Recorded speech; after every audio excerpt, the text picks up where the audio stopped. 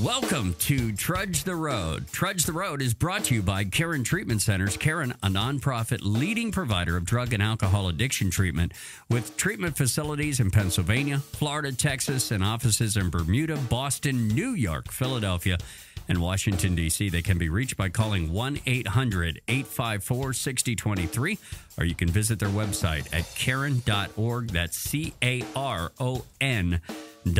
We're your hosts. I'm Rich, a recovered drug addict. My name is Jerry. I'm a sober alcoholic. Before we get started, Jerry, tell us, why do we do this show? This program is dedicated to folks like Rich and myself who suffer from the disease of addiction to drugs and alcohol. And every bit as important, family members and friends, we know that you suffer. We know that you have a lot of questions. We know it's awful. And our goal here is to answer some of those questions for you and to hopefully, with the grace of God, provide a solution to the incredible dilemma, addiction to drugs and alcohol. We have a great show for you. Coming up a little later on the program, we're going to talk about being clean, sober, and broke. Also, we have Dr. Joe Garbley, who is going to be joining us. Cool guy, man. Yeah, and he's one of us. Mm-hmm. You know, he is a recovering addict as well. So we'll not only get his insight into the medical profession and what he does for addicted people, but we'll also talk about his story. It's so cool that he was able to take this tragedy in his life and turn it around to not only help people like you and me and others who suffer from the disease,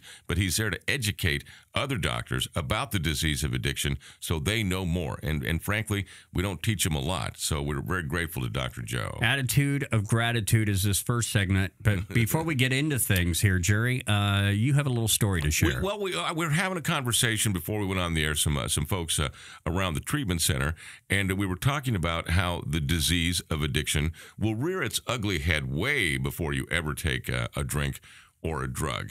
And I just got thinking, and it changes the first time that I think I used drugs to get high. Tell us about it. I was 8 years old. Now I'm a baby boomer, so, we're going a long way back there into the 60s. Do you remember, I don't even know if they still make them, Chox vitamins. Chox. A good vitamin for kids. No, I was more of a Flintstones guy, but go ahead. A Flintstones guy? Yeah. A little Bam Bam? Sure.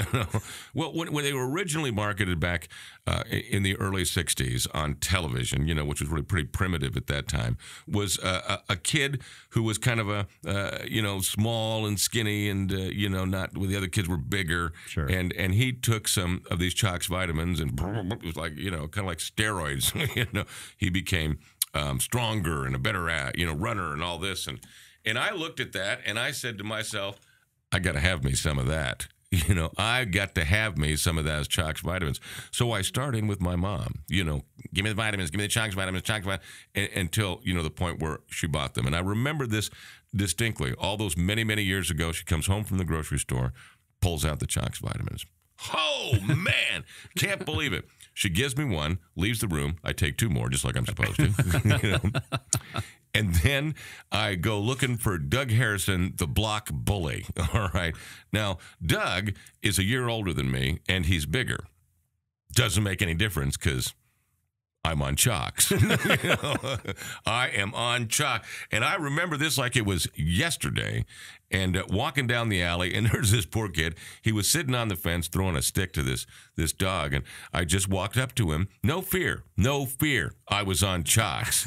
Pulled him off of this fence and beat the heck out of him. And he had no choice. He had no chance because... you were on Chox. And see, but what have I always said is the real problem is fear. That's our real problem. And even psychosomatically, I treated that fear. In my mind, I believed that pill, this vitamin, was going to give me superhuman strength.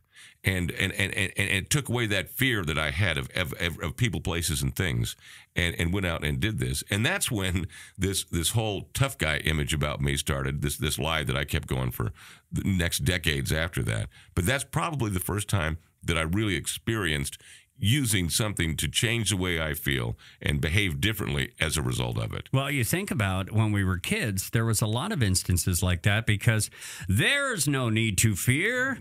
Underdog is here. Who had the magic pill. He did. He had it in his ring. He kept it in his ring, and it was like his stash place, and he would pop the ring open and take the pill out, and he would eat it, and suddenly he became Underdog. It was just like that. Yeah. I saw something really cool. Lenny Kravitz, the artist, I was interviewing him one time, and he had on this, a brilliant man, this gold it was like a canister. It was like a big bullet, if you would, and Right. hanging around his neck. And I asked him what it was, and he said that belonged to Jimi Hendrix. So that's where he used to keep his stash while he was on stage, so he could go back and snort whatever substance it was in there. And I thought, how cool is that? Even though it represents death. Yeah, well, Jimmy did die. He snorted something he shouldn't have. And that was the end of that. Or too much of. Hey, listen, I want to talk about attitude of gratitude. We've all heard about how important it is to be grateful, and we often have that feeling of gratitude many, many times in our lives. And we know that when something really good happens, we get excited and thankful. But in this process of recovery, in our new life of sobriety, we're encouraged to try to develop a consistent attitude of gratitude. Now, that's a whole different ball game, as they say. And the game is only won with a lot of practice, some guidance from our peers, and a retraining in the way we look at things. Exactly. I really believe that the pathology of the disease is our confusion of wants and needs. If I just get what I want, I'll be happy, never giving any consideration to the fact that we have not just what we need, but more of what we need. Shall we use me as an example? Well, let's do, Jerry. I had achieved the American dream. I had the 3-bedroom rancher with a single-car garage and a Toyota in the parking lot in a nice neighborhood with a shopping center down the street and a park, and that's the American dream. Right. That's the American. No, it was, that house was crud. I mean, that little dinky house, are you kidding me? That's no good. And a Toyota in a single-car garage in this crappy neighborhood. This is not making me happy. This is depressing me. You see, that's alcoholism. That is alcoholism right there. What I need to be happy is what I want. And I don't want the 3-bedroom rancher with a single-car garage. I want the 10-bedroom mansion on the beach, and I don't want the Toyota. I want the Ferrari. You see, because if I get what I want, I'm going to be happy. Well, nothing motivates an addict or an alcoholic more than a great payoff. Yeah, exactly. I mean, really. Exactly. Now, though, you see, there is no attitude of gratitude. You're not grateful for anything. And you get to the point, at least I did within my journey, to lose it all. To lose the house, to lose the car, to lose the family, to lose the couple of bucks in the bank, to lose living in the quaint little neighborhood and end up living on the streets. And still not being grateful for it. I still need to have that mansion. I still need to have that Ferrari. I have to have these things that I want. And if I get what I want, I'm going to be happy. And that's the process. And I believe that this is part of the spiritual awakening is flipping. If you look at the words wants over needs, it flips. And I believe that working I don't believe it, I know it, that working the 12 steps will change that you understand that I am grateful for all that I have. And when it happened for me, I was living in a homeless shelter, and I was sober, and I was clean, and I had hope. And when you have hope, you can find gratitude. And I was just grateful, incredibly grateful, that I had a place to go to this. It was a homeless shelter, but I had a roof over my head. And did they have food there? Yes, they had food. And I was grateful that I had that roof over my head and that I was getting something to eat and that they had given me a little bit of hope, And as things got better, as my recovery got better, as I got back to work and began to get some things, I was just grateful for them. And they weren't big things. I had a $200 car I was making payments on, but I was grateful that I had that car. You see, I didn't need the Ferrari anymore. What did you call that car? The alcoholic hippie social worker mobile. Well, and putting together a gratitude list is another good thing, too. And what might seem somewhat, because we have these thoughts, they're fleeting thoughts. And you know how it is. As an addict, you think of something, go, oh, that's great, that's great, that's great. And then you ask me about it 2 hours later. Oh, yeah, there was something that I was feeling really good about. Write this kind of stuff down. And it's very simple to kind of just take a look around. And take a look around, and you can see things that can motivate you to make you feel the gratitude that you feel. If I look at you, I say, well, thank goodness I'm dressed better than you. So therefore, I'm feeling... No, look at it. And Matt, we'll include Matt, the producer, everybody here, it's been cloudy and the weather's been really nasty. And today the sun is shining. It's beautiful. And everybody in this room, made a direct statement of gratitude towards the beautiful weather. I'm grateful that the weather has changed, really and truly. And you know what I think that does? I think it tickles God. I think that there's nothing he likes better than when you have that attitude of gratitude. You know, it's so significant. It's spiritual. It's you know, when I can appreciate the people in my life, you know, you, Matt, all of the many friends that I've got in the recovering community, and how much that means to me, it's impossible to describe. And to try to say, would I trade that for the Ferrari or the mansion at the beach? No way. There is absolutely no way, because the promises have come true in my life. That selfishness and self-centeredness has slipped away. You know, I don't need things to make me happy. I have people who provide that. I have a life that has absolute purpose and meaning, and it makes me feel good. I'm so grateful, and so grateful for all the neat stuff I have. And, you know, everybody who's in this studio right now has a lot of neat stuff to be grateful for. But the things that I'm really grateful for, of course, most is my recovery, my sobriety. There could be nothing I could ever be more grateful for than that miracle, that gift. But all the gifts that come along with it. And with the holidays coming up, you know, it's so difficult to articulate the feeling that we have inside, that I have inside, that is gratitude, it's that connection.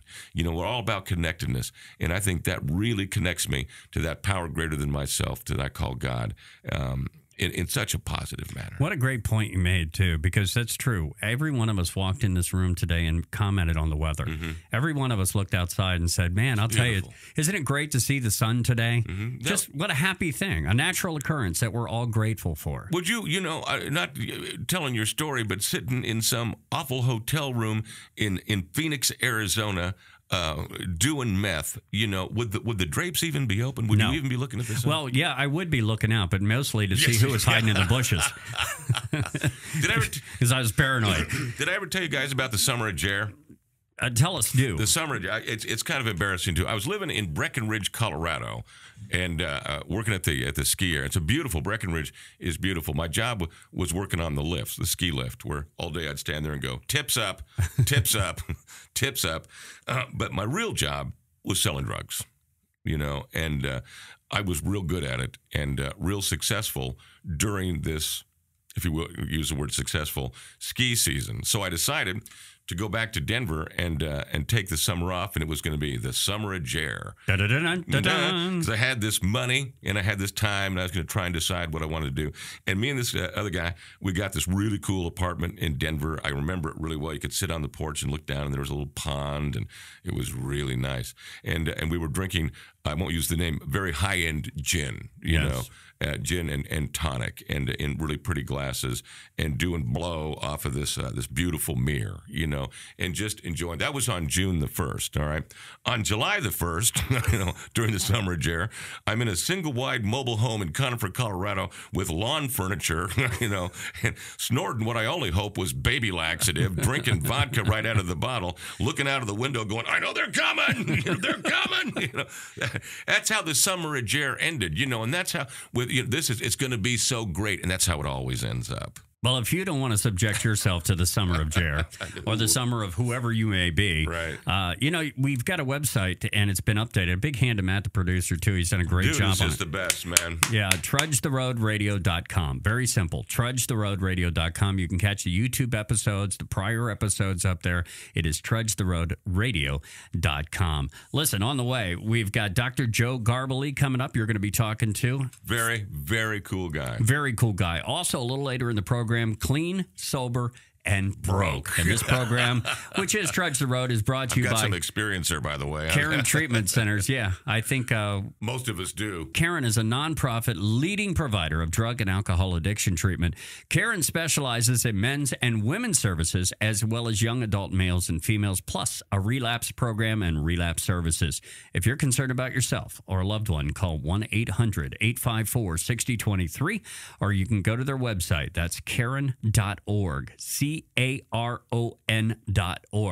This is the Trudge the Road radio program. I'm Rich for Jerry. We'll be back with more on the Trudge the Road radio network. You're listening to Trudge the Road. Coming up, Jerry sits down and talks to Dr. Joe Garbley, who has a very compelling and emotional story about how he came to find sobriety while being in the medical profession. That's next on the Trudge the Road Radio Network. Welcome back to Trudge the Road on the Trudge the Road Radio Network. Trudge the Road is brought to you by Caron Treatment Centers. Caron is a nonprofit leading provider of drug and alcohol addiction treatment, with treatment facilities in Pennsylvania, Florida, Texas, and offices in Bermuda, Boston, New York, Philly, and Washington, D.C. They can be reached by calling 800-854-6023, or you can visit their website, which is caron.org. That's CARON.org. We highly recommend that. Trudge the Road is a radio program dedicated to people who suffer from the disease of addiction to alcohol and to drugs. And of course, every bit as important, family and friends. We know you suffer tremendously, and we know you have a lot of questions, and that's why we're here, to try and answer some of those questions, and with the grace of the good Lord, maybe be able to provide a solution to this incredible dilemma. We are very fortunate today to have a wonderful guest. His name is Joseph Garbley, and Joe here is a physician. He is a psychiatrist, got a great story. Man, thank you very much for coming by. Happy to be here. I really do appreciate it. I really do appreciate it. Listen, can we just find out a little bit about you? You're a physician. You started out in intensive type emergency treatment, and your career has really gone where you were not planning it to go. Right. Yes. All right. Yeah, God had other plans for me. So, I started out in internal medicine. I did my internal medicine residency in the Philadelphia area. And then once I graduated from my residency, I stayed at the hospital that I was at, which was Abington Memorial Hospital, the hospital I trained, and joined a very large internal medicine practice, and I became the intensive care specialist for the practice. So anytime any of the partners' cases or my cases got admitted to the intensive care unit, I would take care of them. So I became their de facto intensivist. Back then, that model was a little bit more prominent than it is now. But, I worked at that for about 4.5 years, but I ended up having some issues in my personal life. Ended up getting divorced and didn't handle it too well. Made a series of bad decisions, right, in an effort to keep working 80 to 100 hours a week, which was part and parcel to my divorce, I have to say. I could see how that might play a role. 2 young kids, 3.5 and 1 at the time, brand new house, built it in October. Around Halloween, we moved in 1996. December 23rd, 1996, my wife at the time said, "That's it, we're done." And did not really see that one coming, nor did I handle it well, and try to become more successful to show people I'm okay. To do that, however, I had to medicate myself, and that's where alcohol came in. And I played rugby for many, many years. And you look like a football player, man. Thank you. Well, I played rugby for, I guess, close to 20 years, on a regular basis. And, with that's come a lot of orthopedic injuries. I was going to say, that's going to take its toll, man. 13 concussions. So when I'm near a microwave, I don't know my name, I have to step aside. So, so that, a lot of orthopedic injuries, had some surgeries on my knees, ended up I was given Vicodin, which became something that really did seem to help me through my struggles in life, not only my real physical pain that I had, and the combination of the alcohol and Vicodin took away that emotional pain. Yeah. Well, I got very, very depressed is what happened. I understand. And I kept pretending I was okay. I pushed all my friends, my family away, basically. Convinced them I was doing great, when in actuality I wasn't. So you're isolating here. Yeah. And in the end, it was just me painted into a very dark corner. And, a failed suicide attempt brought me into recovery, thank God. As so many of us did. That it's an awful, awful place to be. And I know what it's like. And that's tragic. The beauty of it is that something happened that saved your life and certainly changed it. Yeah, I was referred to Farley and Williamsburg, and Dr. Penny Ziegler I would credit with saving my life. She took a real keen and special interest to me, and worked with me on a regular basis while at Farley. Very, very cognizant of my depression and my obvious substance use disorder. And, I actually, just kind of gave up while I was at Farley. I surrendered and, decided to take recovery seriously because I really had no other options. I had lost pretty much everything at that point in time. My, decisions led to me being on the sidelines in medicine for a little bit until I can prove that I had recovered from my depression and, of course, my substance use disorder. And, while at Farley, I learned all of this and, thankfully so, because I had, the support of Dr. Ziegler and others to really just allow me or usher me into recovery. And I've been in active recovery ever since, And a long time. You're 14 years, right, yeah. kind of an old timer getting there. Yeah, well, I wouldn't say that.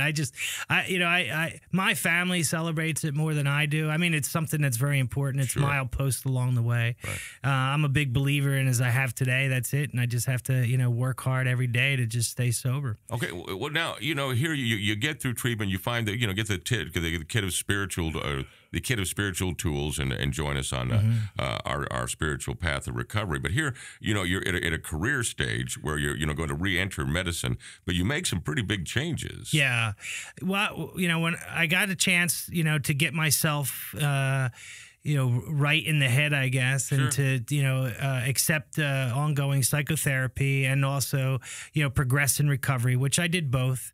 And in that time, I decided, I wanted to go back and retrain it. I was not going to be an intensivist anymore. I wasn't going to be a general internist. I just couldn't do it anymore. That 80 to 100-hour work week was just something that was anathema to me. Right. And I really wanted to help other physicians and other folks that were suffering from substance use disorder. So I went back to Temple and retrained in psychiatry, and I received my boards through the American Board of Psychiatry and Neurology in 2002.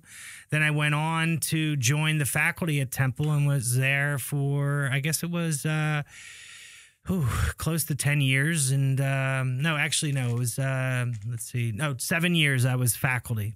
All told at Temple, 10 years. And I just, really had an opportunity to meet folks in recovery. And I started a program while at Temple that helped doctors and other healthcare professionals who were suffering with the disease of addiction. That was a very successful program. I took that program to Friends Hospital, where I was the chief medical officer. Along the way, I got my boards in addiction medicine. I got special qualifications in something called psychosomatics. So I ended up with a lot of board certifications in addition to my initial boards, internal medicine. So I became equipped to be the chief medical officer at a 200-year-old psychiatric facility.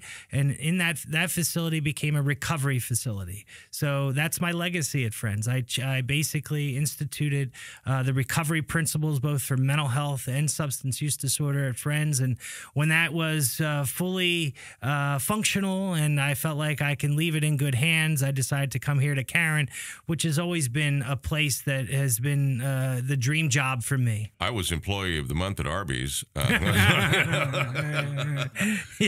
Doc Joe, you're a bit of an overachiever. Yeah. I'm not sure what I'm going to do when I grow up. I'm still thinking about that one. Man, that is busy. That is busy. And, one of the things I want to bring up, the folks may be listening to the program who have that thought in their mind that the alcoholic is that guy that they see on the street, behind the dumpster. And this disease can affect anybody. And a physician is just as apt to get it, say, as, a guy who's working in the coal mine. Oh, absolutely. For me, I think, I had this sort of pejorative view of addicts and alcoholics. It was something that was engendered, I think, in my upbringing. The disease was ever present in my life, and I just was about willpower. That's how it was couched to me, growing up. And when I went into medical school, there was little to no formal training in addictions, and there was this sort of sense that they're doing it to themselves, and right. And in the ER, at least, and even in the ICU, there was this piling on that occurred, this collective consciousness that said that, that they did this to themselves. Right. And I think that, when I realized that I was indeed suffering from the disease of addiction, it was very difficult for me to accept.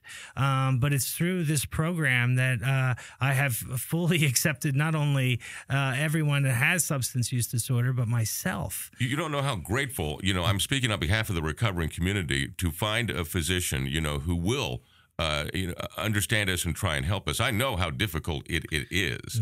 And speaking of difficulty, when it comes to practicing with an addict and alcoholic, you have been on the front line. That's correct. Please tell us. Yes. I mean, my entire career after Farley was dedicated to evaluating and treating anyone and everyone that has the disease of addiction. When I was at Temple, I was involved in the emergency department there. We had a psychiatric emergency room that was one of the busiest on the East Coast. And I would say about 80% of the folks that came through there had co-occurring substance use disorder and mental illness.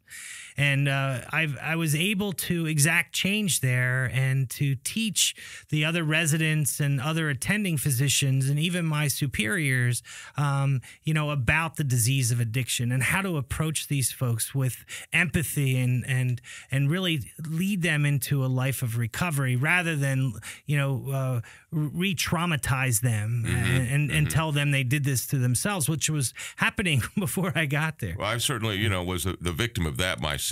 And in my own career as a social worker dealing in emergency psych in a level 1 trauma center, it was, I would hear the treat 'em and street 'em, treat 'em and street 'em, a lot.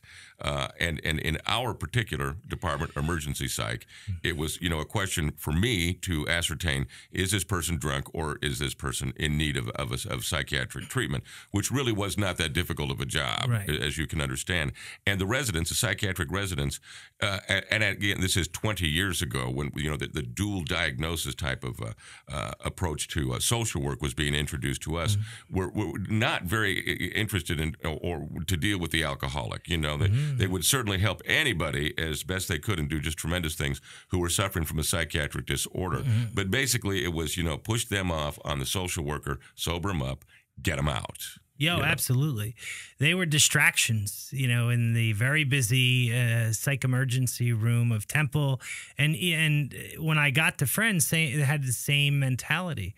And basically the idea was that, we have mental illness to treat. So the folks that are actively intoxicated need to, sit on the sidelines so we can figure some things out or get them out of the emergency department. And that's what we want to talk about, too, is the reoccurring psychiatric disorder coming up. But just one more quick question. Sure. And seriously, you went to one of the best medical schools in the world. And why didn't they teach you about this disease? Not much. Unfortunately, I think that the curriculum changes in medical school have really not reflected the disease model of addiction, and there has not been the proper amount of time dedicated to medical education that needs to be regarding the treatment of the disease of addiction. I still teach in medical schools, and I'm carved out 2 hours, in the first couple years of their training to have a slideshow presentation, about addiction, and that's it. And then the idea is that they'll just be exposed to it, so to speak. Right. And the hope is that they're going to be exposed by doctors who, have some sort of understanding of the disease of addiction. And sadly, that just isn't the case. Well, thank God you're there, and we need more of you. We'll talk more. This is Dr. Joseph Garbley. He is our guest, and we couldn't be more excited about it. And he'll be back. We're going to talk about the coexisting psychiatric disorder and a lot more. So stay tuned here. Again, Trudge Road is brought to you by Caron Treatment Centers. Caron is a nonprofit leading provider of drug and alcohol addiction treatment. Caron specializes in men's and women's service as well as young adult male and female programs. And there is a relapse program and relapse services. Listen, if you are concerned about yourself or a loved one, 800-854-6023, or go to their website, which is caron.org. That's CARON.org. We'll be back with more in just a moment. This is Trudge the Road on the Trudge the Road Radio Network.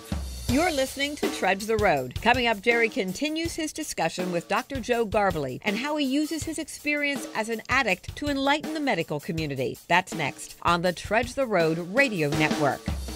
Hi, everybody. Welcome back to Trudge the Road on the Trudge the Road Radio Network, brought to you by the Caron Treatment Centers.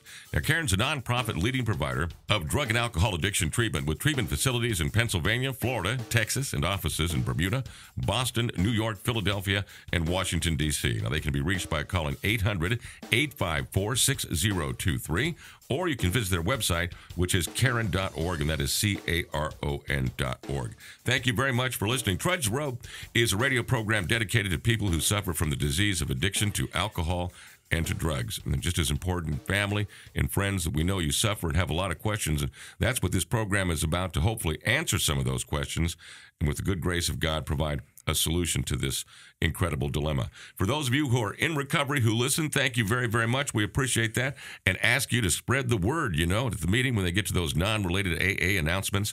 If you would be so kind as to say, hey, Trudge the Road on YouTube, Trudge the Road Radio, just put that in the search engine in one word and all of our shows will pop up. Our guest today is Dr. Joseph Garbley. Dr. Joe is an addiction specialist. He is a psychiatrist, internal medicine. He's got quite the pedigree. We heard about it. And we're so grateful that that you as a physician will treat people like us. As we discussed in the last hour, it's not a real popular area for doctors to specialize in. Yeah, no, you're absolutely right. I think it's a lack of knowledge, really. Like I said before, or alluded to before, the training is not there. And doctors shy away from things that they don't know. So they try to turf that off to someone else, or just avoid treating the addicted person. Now, part of your career now is to educate physicians. Not only that, but to also help physicians who suffer from this disease. Yes, I feel blessed that I've been part of a wonderful fellowship in the Philadelphia area of recovering doctors, and I've been able to give back to those doctors by working with the Pennsylvania Physicians Health Programs. I've been working with them for the last 10 years, running group therapy, aftercare group therapy, evaluating physicians that may have a problem, and also by monitoring them, mentoring them. I'm a peer support for the PHP, and I have a multitude of docs that really look to me to help them continue their journey in progressive recovery. It is a journey, and it is one that is difficult to explain. Those of us who are in recovery and have found the kit of spiritual tools and the 12 steps have found the answer, the solution. Right. And we say that a lot within the recovering community, that it's amazing that at a prestigious university like yours, where you went to medical school, they don't have the solution. We do in the rooms of Alcoholics Anonymous and Narcotics Anonymous, and that's a tremendous responsibility, I believe, socially. Now, anybody who suffers from the disease of addiction is no more distinct from anybody else to suffer from another or a co-occurring psychiatric disorder.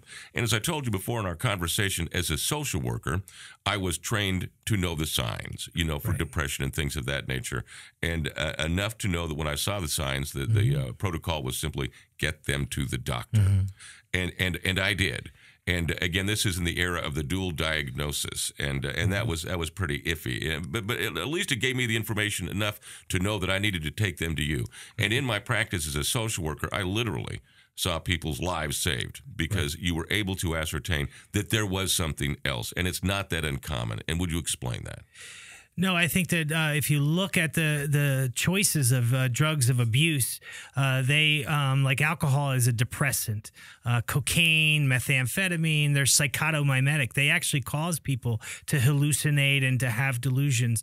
But anyone that has the genetic underpinnings, that have, say, a mood disorder or a psychotic illness, they're going to be much more vulnerable to symptoms. And when I first meet someone with a true dual diagnosis, the first thing I tell them is they have to get sober first. Right. They have to be abstinent from their drugs of choice, because if they're not, then any medication that I give them will be fighting an uphill battle. It's not going to work. The street drugs, alcohol, the prescription pills are going to win the battle. They always win the battle. We hear in the rooms of Alcoholics Anonymous, and I don't know if it's true, that it takes a few months of sobriety for you to be able to make an accurate psychiatric diagnosis. diagnosis. Oh, absolutely. Because in the case of alcohol, if someone's been drinking on a near daily basis, they will be depressed just from the drug, just from alcohol, right?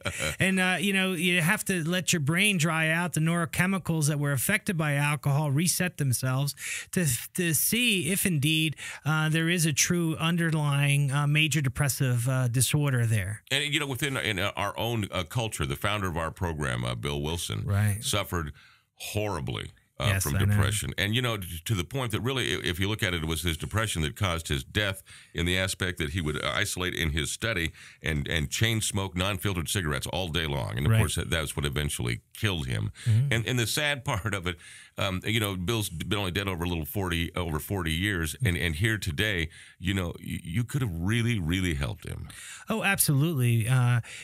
Bill was abstinent, obviously, and we, as a healing community, could have treated him, I think, appropriately for his major depressive disorder that he apparently had. I relate to this because my own grandfather was a chain smoker. Pall Malls, filterless Pall Malls. Yeah, that was the era. Part of the culture. And shots of whiskey. That's who he was. And really, the depression that he went through, fueled by his alcoholism and the way he chain smoked as well, led him to an untimely demise. And I remember it, as a kid, him babysitting my sister and I, drinking whiskey and chain smoking filterless Pall Malls. My grandmother was very similar in that respect. So my culture exactly the same here. But my grandfather and my grandmother, for that matter, would never see a psychiatrist. They would never admit that they had a depression problem. It was pull yourself up from your bootstraps.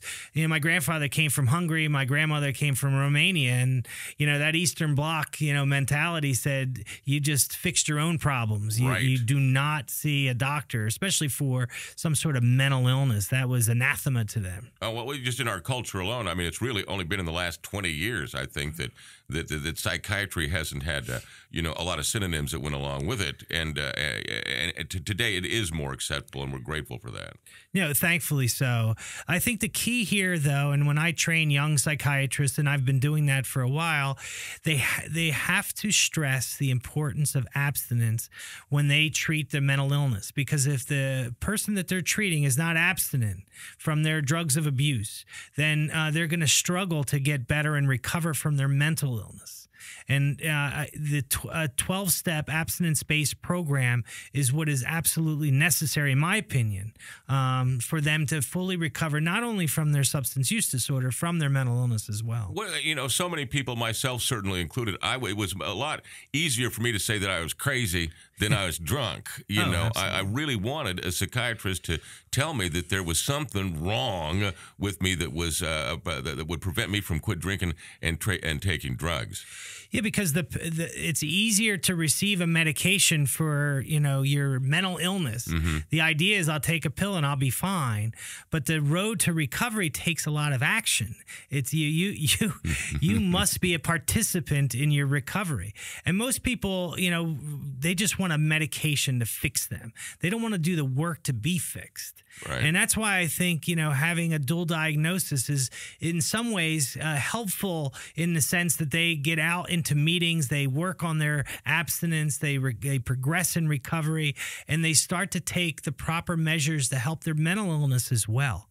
And instead of relying on a medication that's given to them and do nothing to help themselves, they start to get healthy. And with that comes mental health. Their good mental health in addition to their recovery. And have you found it, I don't know if I want to use the word amazing, but and I certainly can't speak as a physician, but so many people who have so many issues who do the 12 steps get into recovery, and those issues seem to take care of themselves, if you will. Absolutely. What you start to see is that without the alcohol, without the drugs of abuse, their chemicals in their brain start to reset properly, and that the severe depressions or the manic episodes or even the psychotic episodes start to fade away. and that if they need medication, what medications actually work, but they're taking care of themselves. They're working on themselves. They're doing what they're supposed to be healthy from a mental health perspective. Going, to using doctors, as I did for years and years, trying to either appease a family member or in some vain attempt get some help that I didn't have to do any work at. I remember going to a psychiatrist and telling him how I was feeling and what I was going through. I just left out the fact that I was doing about 3 grams of cocaine a day. Yeah, I got kind of that didn't enter into the conversation, and he immediately diagnosed me as being bipolar because I showed all the symptoms. Absolutely. And then he treats me for being bipolar, and I of course made the announcement to everybody I'm okay. It was a mental issue, and now I can drink and do drugs if I take this, and of course the outcome was terrible. Yeah, and that's very common for me. Even here at Caron, when I see patients, I often I'm reducing medications as they progress in recovery, and oftentimes they don't need the psychotropic medications anymore. What? Tell us about your career. I mean, you're a clinical professor at Drexel. You've got your own practice, and now you're here at Caron also. That's a lot of balls to juggle. But what is it like for you to be a psychiatrist as well as a physician for the people who are in treatment here? Well, I feel blessed to be here because this is an abstinence-based 12-step facilitated program, which are getting to be few and far between. I know. And Caron's the best in my mind in the world. There's no better place than Caron.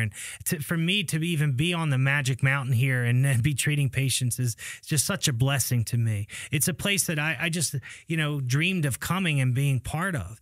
And I think it's that healthy lifestyle that attracts people. They begin to take charge of their own life, and they start to have that spiritual awakening, because I fully believe that it's really that awakening that changes people, that helps them not only from a substance use disorder, but also from their mental illness. Wow, that was really well put. Write all that down, correction. So now, the future, and we say an abstinence-based program, for those of you who are listening here, the 12 steps of recovery are used as the model, as opposed to using other drugs to help these people. Explain that just a little bit. Well, I think that, the trend now in treatment facilities is to give another substance, such as buprenorphine, if you have a opiate addiction. Which would be known as Suboxone, correct? Yeah, it's a partial agonist of the mu receptor, much like, say, heroin is a full agonist of the mu receptor. So what you're doing is you're occupying that receptor, supposedly decreasing cravings, but you're basically switching drugs of choice. And the scary thing for me is, in Philadelphia at least, there's a huge street value, and I see it around here as well. And people are buying Suboxone routinely off the street to kind of bridge the gap between their use and their inability to use. Right. So similar, the methadone. I mean, we know how that went, and of course, in the '60s, they had this miracle drug for alcoholism called Valium. Yeah. So we do believe in this program. We know it works, and people like you are the ones who really give it a lot of credibility, and I appreciate that, man. I really do. My pleasure. Because we got to have you back, man. Because there's so much more that we want to talk about. You're a great guest, Dr. Joe, and I just am incredibly grateful that you came by. Thank you so much for inviting me. It's been a real pleasure. This is terrific, man. Thank you very much. I know you'll be back. All right. Thank you, everybody. This is Trudge the Road on the Trudge the Road Radio Network, which is brought to you by the Caron Treatment Centers, a nonprofit leading provider of drug and alcohol addiction treatment. Caron specializes in men's and women's services, as well as young adult males and females, plus a relapse program and relapse services. Listen, if you are concerned about yourself or a loved one, the phone number is 800-854-6023, or go to the website. It's Caron.org, and that's CARON.org. I'll be back in just a minute with more on the Trudge the Road Radio Network. You're listening to Trudge the Road. Coming up, Rich and Jerry discuss being sober and being broke. That's next on the Trudge the Road Radio Network. Welcome back to Trudge the Road. Trudge the Road is brought to you by Caron Treatment Centers. Caron is a nonprofit leading provider of drug and alcohol addiction treatment with treatment facilities in Pennsylvania, Florida, Texas, and offices in Bermuda, Boston, New York, Philadelphia, and Washington, D.C. They can be reached by calling 1-800-854-6023, or you can visit their website at Caron.org. That's CARON.org. We're your hosts. I'm Rich, a recovered drug addict. My name is Jerry. I'm a sober alcoholic. And Jerry, tell us, why do we do this show? This program is dedicated to people who suffer from the disease of addiction to drugs and alcohol. Now, you family members, listeners, you're every bit as included. We know that you're suffering tremendously. We know you have a lot of questions. That is why we're here, to try to answer some of those questions, as well as, with the blessing of the good Lord, provide a solution to this incredible dilemma, the disease of addiction. Our website has been revamped thanks to Matt, the producer. Great job. It is TrudgeTheRoadRadio.com. That's TrudgeTheRoadRadio.com. From there, you'll be able to follow us on Twitter. You'll be able to catch our Facebook page, and you'll also be able to catch prior episodes of Trudge the Road. And we've had some pretty darn good shows over the last few months, and we'd love for you to hear them.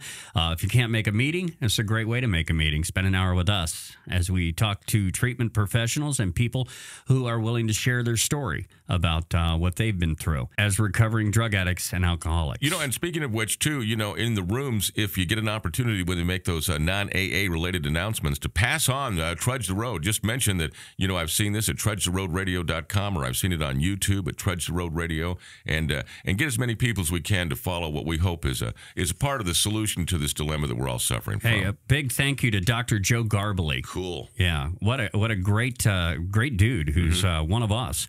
And, of course, is very big in the medical profession as well. Psychiatrist, he's got it together, and really doesn't just help people like you and me. He educates other doctors about this disease, and that education process in the finest medical schools is a minimum at best. Hey, could I ask for a little plug? RenewEveryday.com. Good people. You might want to check out their website. And tip of the hat to Mary Blair from Caron, who is so gracious as to help us schedule all the guests and keep us in time. She's really a nice lady, and we appreciate her help. Very much so. This segment, we want to talk about how to be clean, sober, and broke. You know, with the way things are today, the economy as bad as it is, there's a lot of broke newcomers coming out of detoxes and rehabs and into 12-step programs. Granted, most of us were in horrible financial shape when we first came around too, but now those numbers are going to be a lot worse. And not only newcomers, but many experienced members are also finding themselves in unusually bad shape when it comes to money. And, of course, people are always going to tell you things to make you feel better, like, well, you're not as bad off as you were when you were out on the streets. Well, that's true, but, you know, you're still suffering a tremendous financial hardship. So how does one deal? Stress. It's a lot of stress. It's, you know, it's really difficult because, you know, the process of getting sober is the realization that we've got the maturity level of a teenager, you know, and teenagers are not responsible with money. Don't expect an alcoholic or a drug addict new into recovery to be responsible with money. We'll use myself as an example. And I came up, you know, from a homeless shelter, you know, and progressed over an 18-month period of time. And as I got more sober and more close to being able to make some money, the focus changed. And you know what I really wanted? I wanted an apartment, I wanted a car, I wanted a girlfriend, and I wanted a stereo. You know, that sounds like an 18-year-old kid. You know, at the time I was 32 years old, and that was what was important, were those cool things that I need to be able to get along. And the reality is I didn't need any of them. That is what I wanted. You know, I had the shelter that I needed. I had all the things provided to me, and fortunately was given the opportunity to take a life skills program. And I believe that this is really a significant part of what we should incorporate within the recovering community. You certainly find it here at Caron. And what they did for me is start all over brand new as if I was an 18-year-old kid, and this is what a checking account is, and these are what bills are, and this is what an apartment costs, and this is, you know, how much you're going to have to budget. You know, those words that just made no sense. Budget, save. Are you crazy? Right. You know, get money, spend. Get money, get that stereo. Get money, impress that girlfriend. Get money, do something nice for that, you know, doll up that car or whatever. Always, you know, looking for something on the outside to make me feel better on the inside. And the more stuff I get, right, you know, the better I'm going to feel. And of course, we all know that is wrong. Now, you know, when I started this life skills thing and began to understand that money was a tool, and it was a tool that could either work for me or against me, it was a matter, again, going back to our attitude of gratitude. Be grateful for what I have and use it properly. And speaking of gratitude, I remember distinctly 24, 25 years ago being grateful, really grateful, to have a bus pass. Because I could get on any bus anytime I wanted to and get where I needed to be with that bus pass. And as I promise you, as grateful for that bus pass as maybe somebody out there who just bought a Mercedes-Benz. You know, it meant that much to me because the spiritual process was making a change. And it's when that spiritual process and intellectual process kind of come together, the work we've done and the grace that we have received, it makes it plausible for us to be able to begin to act like an adult when it comes to dealing with money and to stay underneath the level. In other words, I was taught if the apartment you want is $1,000 a month, you need to get the apartment that's $700 a month. Stay below the ceiling. The car payment, instead of being $500 a month, you can buy a cheaper car that's $200. Stay below, because when that stress hits, when that financial stress hits, people who don't have the disease of addiction, who suffer from financial distress, it's terrible. It's terrible. For us, when you add the element of fear, which is that underlying issue that we all have, it compounds, it magnifies, it scares us so bad that we can't see any way out of a financial situation, and we end up anesthetizing ourselves over it. You can get drunk over money real easy, and it's important to learn. Good sponsorship is available here. Treatment centers, some different community organizations offer life skill programs, the Red Cross in certain communities, that will give an alcoholic or drug addict the opportunity to start right at the beginning and learn how to do this step by step. Even though some of it may seem absolutely elementary, we need that educational process. Well, I can also tell you that going to a meeting is very helpful too, because these are a lot of people that have been through what you're going through now, and they can help you along that road. And think about this. You go to a meeting, it's a good vibe. It's a chance to escape away from your problems. A lot of us use drugs and alcohol to escape, but this is a chance to go to a meeting, go spend an hour there, go 2-3 times a day if you have to. There's 3 hours right there that you've managed to not only get some good advice, some good positive reinforcement to get connected, but you've also got a chance to kind of take a reprieve from what you might be going through now.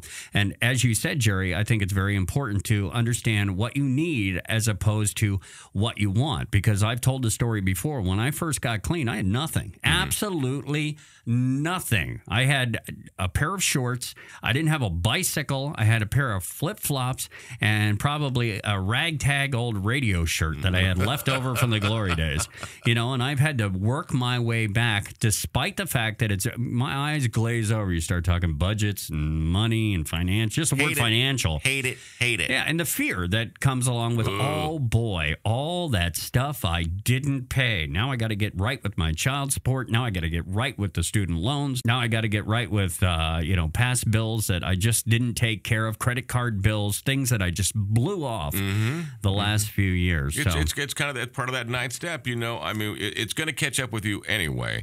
But if you have a process and support and people you can ask questions of, many a time, my sponsor, for example, understands money very, very well and how to use it and how to make it work for you. And if I have the courage to ask questions, he provides some great answers. But all too many times, it's not courage. I'd rather do it my way, Well, we always would. Well, can I invest this money in something that might pay off later, or should I go to Vegas? I'm an alcoholic and a drug. Go to Vegas sounds better than, some investment. Yeah, I'm going to invest it. What? It's going to be how long before I can touch it? 5 years? I don't even know if I'm going to live that long. Because I want what I want when I want it. I want it right now. I want to feel better. I want to do things that make me feel better. And if it takes money to do that, I'll do. That's addiction. That's alcoholism. Well, we talk about getting to a meeting. If you're looking for a meeting in your area, you can find one on our website, trudgetheroadradio.com. We have a meeting locator on there. Doesn't matter what state you're in. You can find it. This is the Trudge the Road radio program. We're your hosts. I'm Rich, a recovered drug addict. I'm Jerry, a sober alcoholic. And we want to thank you very much for joining us. And once again, if you're at a meeting and those non-AA announcements, bring up Trudge the Road, would you please? Yeah, get everybody on board and give it a listen. It's brought to you by Caron Treatment Centers. Caron, a nonprofit leading provider of drug and alcohol addiction treatment.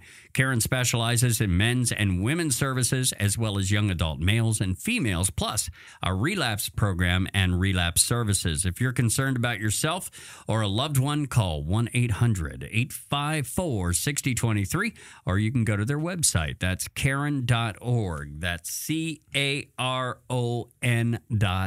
Don't forget to thank Matt. Oh, hey, Matt. Thank you. Thank you, Matt. Thanks, Matt. He's the best. He's awesome. Yeah, it's an audio thing. You got to kind of speak. I don't have a microphone. He's there. Background acknowledgement works just as fine. This is the Trudge the Road radio program. You've been listening to Trudge the Road. If you'd like to catch prior episodes, you can visit our website, trudgetheroadradio.com, and keep listening for new episodes on this great radio station, which is part of the Trudge the Road radio network. Thank you for listening to Trudge the Road. The opinions expressed in the show are those of myself, Jerry, my co-host, Rich, and our guests, and not necessarily those of the Caron Treatment Centers. For more information regarding the show, go to our website, trudgetheroadradio.com.